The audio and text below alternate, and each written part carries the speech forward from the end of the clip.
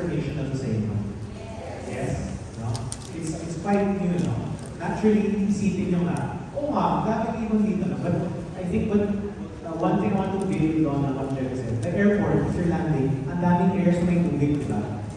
Naturally, attractive yan sa ibon as well. And it's an open space, right? And they can't really tell what an airplane is, right? So it's really reframing that we are in their space rather than they are in our space, right? So, if you allow me, I need to change this one. We prepared some information for you that will be useful.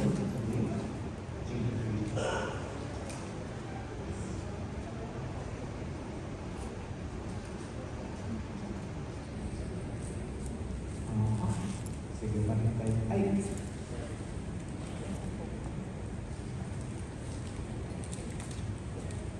Let's wait for it back. Ayun. Ayun, ha? Teka lang, nag-hack lang. But, I'm curious here. Have you guys done cleanups before? Kung here has done cleanup before, raise your hand. Taas kamay, we have a few. Right? Sige. Kasi our promise to you guys today is this is not going to be your regular cleanup. No? Papalit na natin siya into something a little more, I guess, long term. Right? Attach the module here also.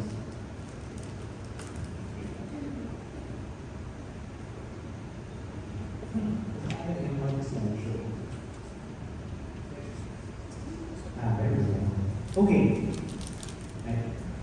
So one thing I want to share now is perhaps like you, my love for the ocean. Mahilig ako mag-beach. Sino din may beach? Dami. I'm sure. Thank you. Mahal na mahal ko yung dagat. And dahil mahilig ako mag-surf, no? Nagtayo ako ng surf hostel in different parts of the country. This was in La Union, right? And ang ending, in 2016, ito po yung nakita namin. Ito po yung nagturo sa akin ng surf, si Paolo Soler. He's the second highest, he's an internationally ranked surfer. And he's surfing in a wave of trash. This is Batangas. No? Kita niyo yung comments ng mga tao. No? Hindi ko na censor yung isa. And what happened is that we started seeing different realities of waste. No? So ano siya? Very disturbing, diba? Saan ba yun ang galing? And yung basura na yan kasi, pumapasok rin sa siya ng isa kakainin natin. Ito po, yellowfin tuna. Sino po ang kumain ng yellowfin tuna? Taas ang kamay. Yeah. No? So pag sinabing mo ang kayong plastic, there's a shred of truth. Right? And the reality is that 6 of 10 fishermen today catch plastic alongside catching fish. 6 of 10. This was 2017 data. Imagine what that number is today. Right? We started giving talks like this in 2017. Also, one of the engagements with Globe back then. No? And we would often see photos like this. Siargao po ito, the 8th best surf spot in the world. Anong brands po ito? Ano po ito yung blue? Yung red Coke, tama. Yung blue? Tama, alam niyo, diba? I'm showing it to you because I think everyone in this room at one point in time has used this product. Diba? And at one point in time, I'm sure, I'm guilty also, we might have not put it in the right place. Right? Baka iniwan lang by accident. No? It happens. And our relationship with plastic is what I call complicated. Diba? This picture is a picture na may nag-dine in sa Metro Manila. Nakaupo ako sa area na yan for 6 hours. Pinanood ko lahat ng tao maghapon. Lahat sila nag-dine in, pero lahat sila naka-take out cup. Bakit? No? Bakit ba? Sayang yung packaging? No? Dagdag ka ng basura, pero doon ka kumain. No? So, what we did back then is we started a program to educate schools and corporations about plastic waste because it is a growing threat. So we came out on Al Jazeera, Rafael, this one is BBC. We wanted people to segregate.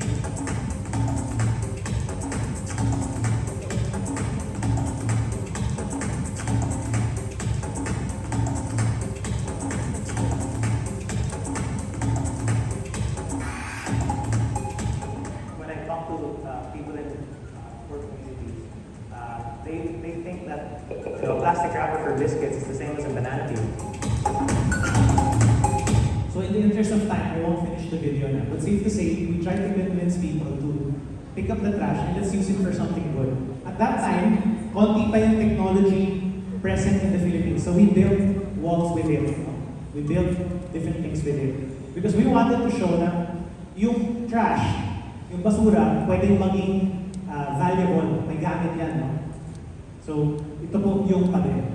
Nandiyan pa siya hanggang ngayon, 6 years old. And it's 1.5 tons of waste, right? And marami pa kaming ginawa. This one is yung parang beach bar. No?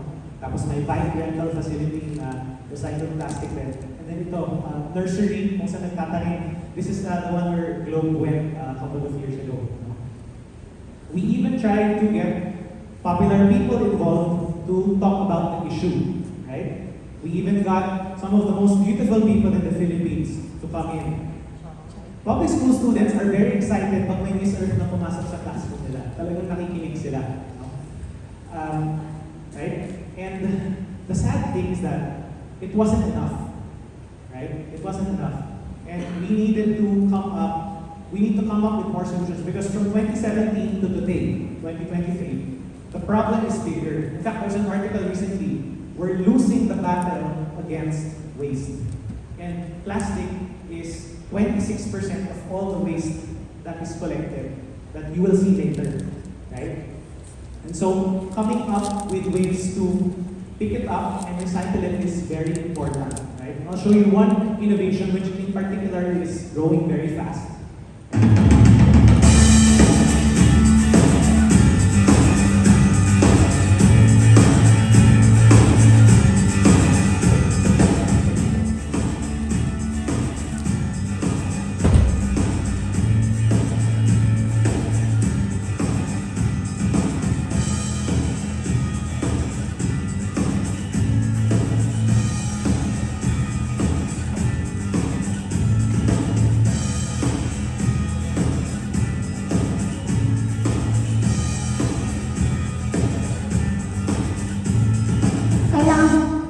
So that's just one product. No? That's 8,000 kilos for that school. But as Diego said, 2 tons of plastic waste per week. No? Napakalaki. And you really need more than that. No? We've come to a point where there's already a special law about it. No? The EPR law, where if you're a corporation with assets 100 million and up, this year you're required to take 20% of all your plastic back. By 2028, 80% na yan of all plastic. Iyawotin po. At pag hindi siya nagawa, merong penalty, right? Which I think is times 2 the public price plus other fees. No? Now, this is all well and good, no? And we've been showing you facts. But allow me to share with you a dream, right? Because if we're going to change reality today, we need to understand what it could become. And that's why I want to show you this photo. This is Manila Bay. This is the Manila Bay of our grandparents. Di ba napakaganda? Ang linis, di ba? Yan, 1960s. But hindi pa high-res yung pictures nun. Can you guess what structure this is? Manila Hotel, tama. No? You can see just how much land has been reclaimed in this photo, right? A common scene in 1960 and 1970, which is swimming back to house. Meron ba dito umabot na experience mag-swimming sa Manila Bay? Pero siguro medyo madali lang. Meron ba? Yung nanay ko gusto mag-class na yun. Alam mo na si Dad. Right? This one, better resolution picture. But you can see, di ba? Super ganda na yan. And we can have that again. Right? We can't have that again. Recently, with the rise of Dolomite Beach, there have been posts saying may before and after, right? Which is great, but I want to show you that it's actually not exactly that way. No? This is I think the reality. 1960, naging madumi, mag-clean up tayo every week, pero kung tuloy-tuloy yung basura, tuloy-tuloy yung dumi. Diba? And so, if our hometown has hope, you must be part of that solution to give it hope. Right? Kasi tayo yung nagbigay ng basura, tayo din maglilinis. No? So, quick question. Did you know that coral reefs are 89% more likely to get sick if plastic waste rests on them? 89%. No? So I see some people have snacks wrapped in plastic. If that lands in a coral reef, 90% likely to get sick. And so what's the importance of a coral reef? For those who like to eat seafood, 1 hectare of coral reef is 1,000 kilos of seafood per hectare per year. That's big. Kung 200 pesos ang market price, 200,000 pesos per hectare yan of coral reef. So I have a question. This one, good. How much clean seafood do you think we could get from Manila Bay if it wasn't so dirty? Who thinks it's 1 million kilograms? Can you stand up? 1 million. Who thinks it's 1 million? No. Who thinks it's 2.9 million? Stand up. Who thinks it's 5 million? Tayo. 5? Oh, thank you. Tayo. Here's the equation. I want to show it to you. I really like math. 1.5% of the ocean is coral reef. Right? This is from the Smithsonian Museum. That's the data. So that means we have about 2,991 hectares of reef possible in Manila Bay. That's just this is a simplified example. If it's 1,000 kilos per hectare per year, times this, 2.9 million kilos of seafood, times 200 pesos per kilo, 598 billion pesos worth of food. We're not enjoying that. Right? And kung dumaan kayo dito, nakita niyo yung bulungan, ang daming seafood na lumalabas doon, diba? Mukhang masarap, but personally, and you may or may not share my sentiment, medyo iffy ako nakainin yung pagkain na yun. Kung may bisita ang foreigner, no way, hindi ko siya makakainin ng ano. Baka Filipino pwede na, pero pag foreigner, tahiyan na ako. Because we all know what Manila Bay is. Right? But food is not just the only thing that we lose in Manila Bay now. How much money do you think we lose to a dirty Manila Bay from tourism? It's bigger. No? This photo is Hawaii. This is Honolulu. And the picture I showed you earlier, ang Manila Bay, kaya niyang, di ba medyo magkahawig sila? Kung maliit siya. Diba? That's Hawaii, best in the world for tourism already. No?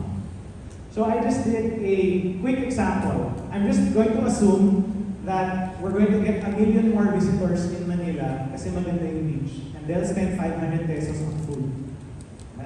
That's the amount. I honestly think it's bigger than that. Because Boracay has more than 1 million guests a year. Manila could do way more. Can you imagine? The nightlife, the restaurants, the tech, and then a nice clean beach all in Manila. Ang daming pupunta dito. So we're sitting on a gold mine of potential that we will benefit from kasi we work here. Right? And so it brings us to the insight that people do not take care of what they don't understand. Hindi po natin aalagaan ang hindi natin naiintindihan. And the other day, our team was at Accenture. They are also one of the early adopters of Sustainable Development Goals. They have a net zero target of 2025. That's 2 years from now. And sila, right after one presentation in 2017, they banned plastic from their office. Bilis! Diba? There were some schools that do that too. International School Manila, wala kang bote, ikinom. No? British School, ganun din. No? Other local governments and public schools have come up with their own policies. Right? And so, it happens when you start to understand. And perhaps that's why you coming here today is so important, because we want you to understand several things. No? Right? And we also want you to think of things that you can do. Right? They say that knowing is half the battle. Right? So now you know food tourism, livelihood, your quality of life is affected by our waste and our consumption habits, right? So today, we are going to pick up trash, but more than picking up, I also want you to understand, ano ba yung pinupulot nyo? Saan ba siya nanggagaling? At bakit, pwede ba itong palitan? Diba? Is it a water bottle? In which case, bring a bottle. Is it 3-in-1 coffee? In which case, maybe we have to change the way we drink coffee. No? Confucius has a very nice quote. He says, if you think in terms of a year, plant the seed. Plant the seed. In terms of 10 years, plant trees. And in terms of 100 years, you must teach people. Right? What we're doing today is the start of a long journey to reclaim the cleanliness of Manila Bay. Right? And the Spinas Paranaque wetland gives us such a shining example of what you could do. Diba ang ganda dito? Diba? Don't you think? Right? It's beautiful. You could have weddings here, photo shoots. No? And so, really, when you try to simplify what has to happen next, it only means two things. The existing plastic, which we're going to pick up, must be recycled. But we also have to reduce what is being produced. No? Ang dami kasi. So I want you to think individually, ano ba yung mga plastic na ginagamit natin? Paano ba natin ibababa? No? Paano ba natin babawasan? Right? And just so you know where your effort is going, later, we have on-the-ground efforts. We take the data, LPWE uses it, MAD will also use it. It's solutions matching. No? That data, we hope to create mathematics problems and science problems that we can introduce into the public school system. So imbis na magkakalculate ka ng apples and oranges times ilang kilos times price, now we can calculate how much plastic can you reduce. Diba? What is the effect of plastic on the food system? No? Apart from that, we're retrieving waste, right? And that material, kailangan malinis para maging usable siya for companies like Green Hands or to, let's say, turn into chairs. No? It has to be clean kasi it's a raw material. Right? And mamaya, kita natin, napakadumi. No? We match it to recyclers and it comes into the circular economy. So those are, in broad strokes, what we're working with LPPW on here, and what we hope to invite you to in the long term, because we have to see this through, right? And just some good news, we presented to New Era Public High School in Quezon City, 10,000 students came sila for climate mathematics. Can you imagine what happens when every student in a city suddenly understands what the effect of plastic is on fish prices?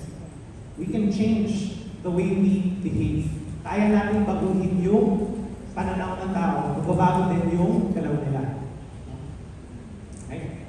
So, with that, I apologize, we've been talking a lot, but we wanted to make sure that you go out understanding what you're going to do and why it's important.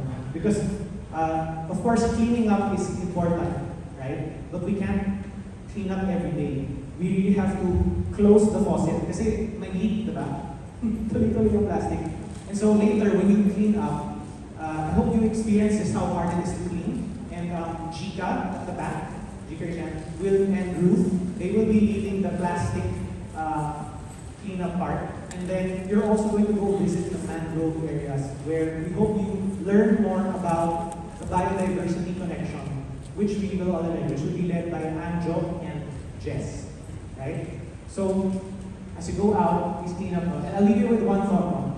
The current buying price of clean plastic today is 7 pesos per kilo of bottled plastic. For sachets, it's probably 3 or 4 pesos. Right?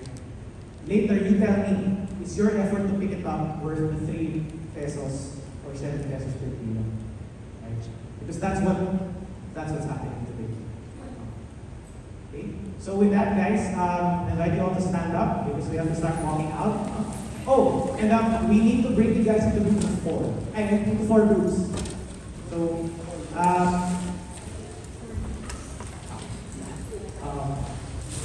okay.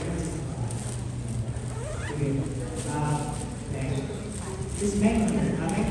Should we just break you guys into groups? Or you want to break it into groups? I'll take the language. Okay, guys, line up outside and then Jess, Angelo, Ruth, and Chica will be outside. May number para maghiwalay-hiwalay. Count off. Para magkakilala rin yung iba. Yes, lang. Narinig ba na tayo?